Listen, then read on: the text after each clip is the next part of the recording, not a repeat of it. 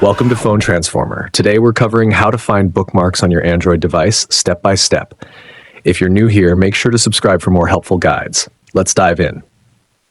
Step 1. First, open the Chrome app on your Android phone. Just tap on the Chrome icon to launch the browser. Step 2. Once Chrome is open, look at the top right corner of your screen.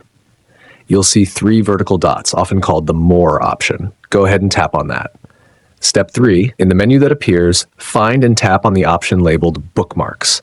This will take you to all the bookmarks saved in your browser. Step 4.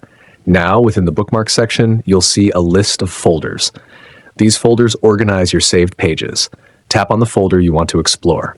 Step 5. Inside the folder, scroll through the list to find the specific bookmark you need. Once you spot it, simply tap on it, and Chrome will open the bookmark page instantly. And that's all there is to it. Thanks for watching, and see you in the next video.